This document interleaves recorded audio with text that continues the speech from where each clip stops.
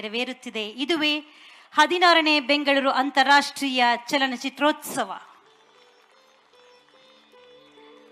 ಸನ್ಮಾನ್ಯ ಮುಖ್ಯಮಂತ್ರಿಗಳ ಮಾಧ್ಯಮ ಸಲಹೆಗಾರರಾದ ಶ್ರೀ ಕೆ.ವಿ. ಪ್ರಭಾಕರ್ ಅವರು ಕೂಡ ಉದ್ಘಾಟನೆಗೆ ಜೊತೆಯಾಗಬೇಕಾಗಿ ಕೋರಿಕೆ.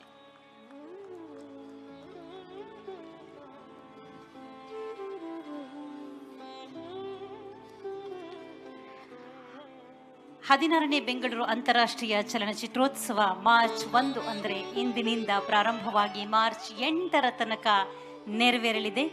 More than 200 films from 60 countries will be screened across 11 screens at the Orion Mall with additional screenings at Kalavidara Sangha, Dr. Rajkumar Bhavana and Suchitra Film Society.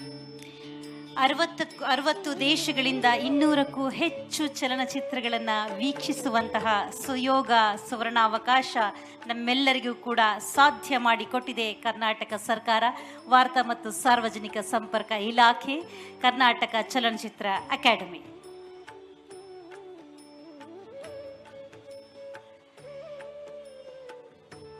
ನಿಮ್ಮೆಲ್ಲರ ಸಹಭಾಗಿತ್ವವಿರಲಿ. ಈ ಕಾರ್ಯಕ್ರಮದ ಉದ್ಘಾಟನೆಗೆ ಬರಲಿ ಪ್ರೀತಿಯ ಚಪ್ಪಾಳೆ.